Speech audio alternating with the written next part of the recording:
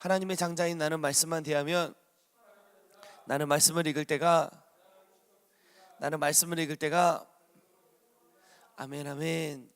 우리 말씀 4장 17절 말씀 같이 한번 읊조려 보도록 하겠습니다. 시작. 아내와 동침함에 그가 임신하여 에독을 낳은지라. 가인이 성을 쌓고 그의 아들의 이름으로 성을 이름하여 에녹이라 하니라. 다시 한번 읊조려 보도록 하겠습니다. 시작. 아내와 동침함에 그가 임신하여 에녹을 낳은지라. 가인이 성을 쌓고 그의 아들의 이름으로 성을 이름하여 에녹이라 하니라. 우리 한 번만 더 읊조려 보도록 하겠습니다. 시작. 아내와 동침함에 그가 임신하여 에녹을 낳은지라. 가인이 성을 쌓고 그의 아들의 이름으로 성을 이름하여 에녹이라 하니라. 제목 같이 한번 읽어보겠습니다. 시작. 한없는 하나님의 은혜와 진실한 회개. 창세기 1장부터 3장은 천지와 인간을 지으신 하나님, 또 죄에서 우리를 구속하신 하나님의 은혜와 사랑을 잘 말씀해 주고 있습니다. 창세기 4장 우리가 이제 은혜 받고 있는데요. 창세기 4장은 자기 성을 쌓다가 비참하게 죽을 수밖에 없는 인생을 구원하신 하나님의 은혜와 사랑을 입체적으로 실감나게 가인을 통해서, 이제 4장은 가인과 계속 대화를 하시는데 가인을 통해서 말씀해 주시는 말씀입니다. 창세기 4장 3절에 보니까 세월이 지난 후에, 인생을 다 마친 후에, 끝날에 라는 뜻인데요. 끝날에 가인은 땅의 소산으로 제물을 삼아 여호와께 드렸고, 땅의 소산은 자기의, 자기 힘, 자기 능력, 자기가 주인 되어서 하나님께 제사를 드린 거죠.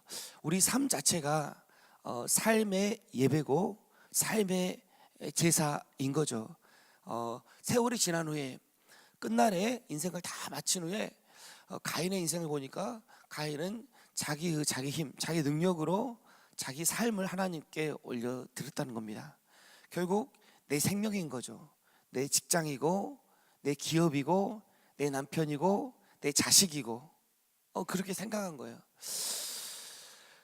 창세기 3장 18절에 보니까 땅이 내게 가시덤불과 엉겅퀴를 낼 것이라. 결국 땅이 주는 건 가시덤불과 엉겅퀴, 아무것도 남지 않게 된 거죠. 오히려 가시로 찌르고 엉겅퀴로 입을 아프게 하고.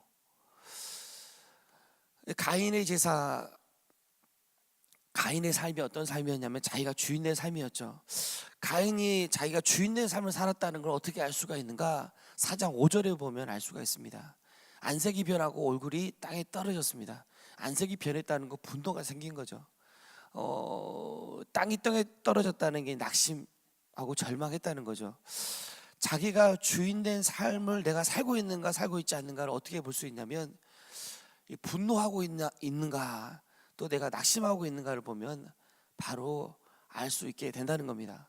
내 안에 분노가 있다. 섭섭합니다. 억울합니다. 이건 아닌데요 라는 마음이 든다는 건 내 거라는 거죠. 내 거기 때문에 억울하고 분노가 생기는 겁니다. 내 자식이 이렇게 되면 안 되는데요. 내 남편 섭섭합니다. 내 거라는 거죠. 이거 이렇게 되면 안 되는데요. 이게 섭섭합니다. 분노가 생기고 화가 난다는 건 이 상황 내 거라는 거죠.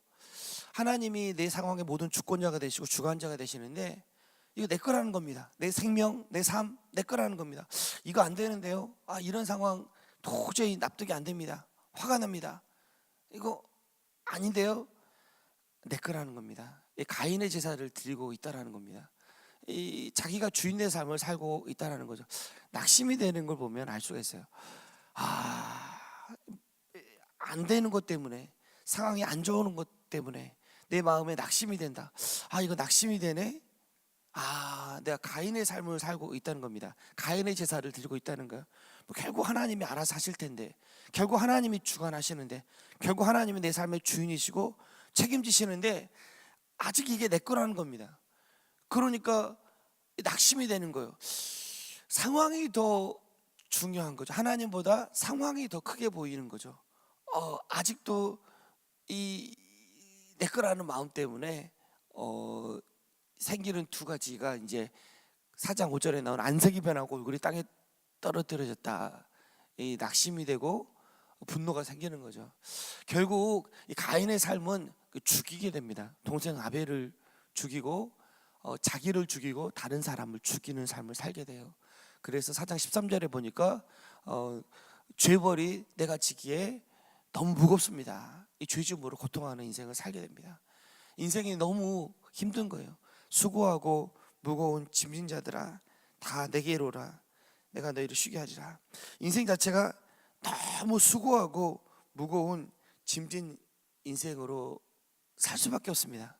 그걸 어떻게 그 가인의 제사를 드릴 때 가인의 삶으로 내 거라고 하나님께 내 것으로 하나님께 드릴 때 결국 인생을 어떻게 결말을 짓냐면 이 수고하고 무거운 짐진 인생이다라고 자기 인생을 생각합니다. 죄짐으로 고통하게 되죠. 그런 가인을 향해서 하나님께서 은혜를 베푸세요. 그분이 하나님이십니다. 가인의 제사를 드릴 수밖에 없는 인생들, 가인의 삶을 살 수밖에 없는 인생들에게 하나님께서 은혜를 베푸세요. 가인을 죽이는 자는 7배나 벌을 7배나 받으리라. 이 7이 목사님이 잘 이제 담임 목사님께 잘 말씀해 주셨는데 쉐와라는 단어인데 이 7이라는 단어는 맹세라는 뜻입니다. 언약이라는 뜻이에요. 이 나중에 이제 아라비아 숫자가 나왔고 원래 7이라는 단어 자체가 맹세 언약이라는 뜻인데 창세기 3장 15절에 예수 그리스도 여자의 후손이 내 머리를 상하게 할 것이다 라고 하신 약속의 말씀. 사실은 내가 십자가에서 달려 죽게 될 거다. 내가 너 대신 내가 죽으리라. 내가 너를 구원하기 위해서 너를 구속하기 위해서 죽으리라 하신 그 언약의 말씀, 은혜의 말씀을 말씀하고 있는 것입니다. 가인에게. 우리가 아직 죄인 되었을 때 그리스도께서 우리를 위하여 죽으심으로 하나님께서 우리에 대한 자기의 사랑을 확증하셨느니라. 우리가 죄인 되었을 때 하나님께서 우리를 위하여 예수 그리스도를 십자가에 달려 죽게 하심으로 하나님의 사랑을 확증하셨습니다. 우리는 가인의 길을 갈 수밖에 없지만 하나님께서 우리에게 은혜를 베푸시고 우리에게 항상 함께 해주시고 항상 우리를 끝없이 사랑하시는 거죠.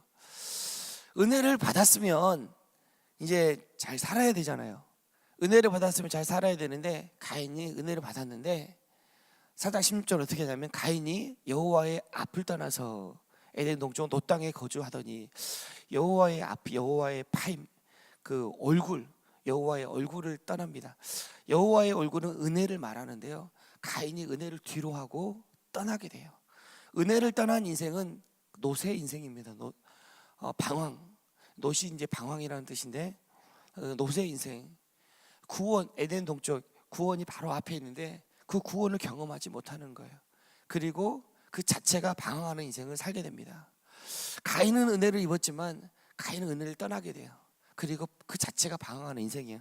성경 호세아서에 보면 고멜이 호세아의 사랑을 입습니다. 장녀였지만 호세아가 하나님께서 호세아에게 말씀하셔서 고멜을 사랑하게 돼요. 그리고 고멜에게 은혜를 베푸게 됩니다. 그런데 고멜이 호세아에게 받은 양식과 돈으로 다른 남자에게 주고 간음을 하게 돼요. 그걸 계속 반복하게 됩니다. 그게 이제 가인의 모습이고 우리의 모습이라는 겁니다. 은혜를 받았으면 잘 살아야죠. 하나님께서 우리에게 생명 주셨죠.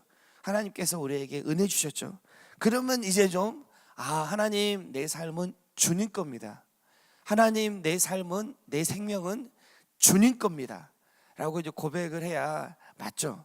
근데 또 내 거 어느 순간 보면 이게 내 건 거예요. 내 생명도 내 거고 내 집도 내 거고 내 남편도 내 남편이고 내 자식도 내 자식이 되고 내 기업도 내 기업이 되는 거고 내 직장도 내 직장이 되고 어느 순간 보면 내 안에 분이 있고 내 안에 낙심이 있게 되는 걸 보게 됩니다. 내 거라는 겁니다. 내 뜻대로 안 되고 내 마음대로 안 된다는 거예요. 결국 내 것으로 하나님께 예배를 드리는 거예요. 모든 게 하나님의 은혜인데 다시 또 이게 내게 된 거예요. 어느 순간 내게 된 거예요. 가인의 삶을 살 수밖에 없는 4장 17절에 보니까 아내와 동침함에 그가 임신하여 가인이 에녹을 낳은지라. 가인이 성을 쌓고 그의 아들의 이름으로 성을 이름하여 에녹이라 하니라. 결국 자기 성을 쌓는 거예요. 에녹이 받침, 드림이라는 뜻인데 결국 가인이 자기 인생 전체를 어디에 들였냐면 자기 성을 쌓는 데 다 드린 거예요. 가인의 성, 자기의 성을 쌓는 데 다 드린 거예요. 은혜를 떠난 가인이 결국 자기 인생을 드릴 수밖에 없는 것은 자기 성을 쌓는 것입니다. 성은 이제 우리가 잘 살펴본 것처럼 보호, 안전이라는 뜻인데 결국 자기 안에 아무것도 없기 때문에 결국 자기 힘, 자기 것으로 자꾸 자기를 보호하고 안전할 수 있는 걸 자꾸 쌓아가는 거예요. 뭐 돈으로 뭐 좀 집도 장만해야겠고, 나쁘다는 거 아닙니다. 네, 필요한 겁니다. 좋은 겁니다. 그럼에도 불구하고 그게 이제 내 하나님이 된 거예요. 나의 안전이 되고 나의 보장이 된다라고 생각하고 그걸 내 커리어도 쌓아가고 사람도 쌓아가고 사람도 내 사람을 좀 만들어 놓고 이렇게 쭉 이렇게 내가 외롭지 않도록 나를 보호하고 나를 안전할 수 있는 자기 성을 살아가는 하나씩 하나씩. 이것도 좀 갖춰놔야겠고 장래를 위해서 이것도 좀 해야 되겠고 준비해야죠. 그러나 그 자체가 나의 보장이 되고 나의 보호가 된다라고 생각하면서 그게 하나님이 돼버린 거예요. 하나님의 자리에 위치해 버린 거예요. 그리고 자기 인생 전체를 가인 성을 쌓는데 다 바칩니다. 성을 쌓는데 다. 왜냐하면 하나님을 떠나버렸으니까 불안하잖아요.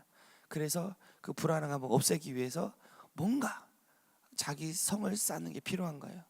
그래서 자기 성을 쌓는 인생의 결말을 18절에서 4장 18절에서 잘 말씀해 주고 있죠. 바칠 때, 자기 성을 쌓는데 자기 인생을 바칠 때 이랏을 낳고 무두야일을 낳고 무두사일을 낳게 됩니다. 이랏은 잘 아는 것처럼 도망자, 결국 쫓기는 인생을 사는 거예요. 자기 성을 쌓는 삶, 자기가 주인의 자기 성을 쌓는 삶은 결국 도망 다니는 인생. 항상 쫓겨요. 항상 불안해. 조금 부족한데, 조금 부족해. 그리고 정처 없습니다. 정처 없어. 정처 없는 인생, 떠도는 인생을 사는 거예요. 제가 정처 없는 인생, 갈 곳이 없는 인생을 좀 살아본 적이 있는데 그 초등학교 3학년 때인 것 같아요. 그때 이제 제가 왜 그러니 저희 집 왜 그 좌변식 수세식 변기가 아니었고 도심에 있었지만 이렇게 퍼세식 그 변기였어요. 근데 이제 홍수가 나면 이게 물이 차요. 그래서 이렇게 대변이 떨어질 때 방울이 튑니다. 그것이 굉장히 어렸을 때 너무 안 좋은 거예요. 싫은 거예요. 그래서 변소에 가기 싫은 거예요. 화장실에 가기 싫은 거예요. 그래서 그 참는 버릇이 생겼어요. 초등학교 2, 3학년 때, 저학년 때 가기 싫고 계속 참아요. 그러면 계속 참으면 어떻게 되겠어요? 이제 옷에 싸는 거죠. 이제 몇 번 이제 그렇게 한 적이 있는데, 근데 이제 운동장에서 신나게 놀다가 또 참게 되는 거예요. 그 버릇이 습관이 생겨가지고 참다가 이제 옷에 싸게 된 거죠. 옷에 쌌는데 집에 갈 수가 없는 거예요. 이제 그때부터는 그 전에는 신나게 놀았는데 갈 곳이 없으니까 재미가 없어지더만요. 그렇게 신나게 놀았던 운동장인데 신나게 안 놀아줘요. 갈 곳이 없으니까. 신기하더라고요.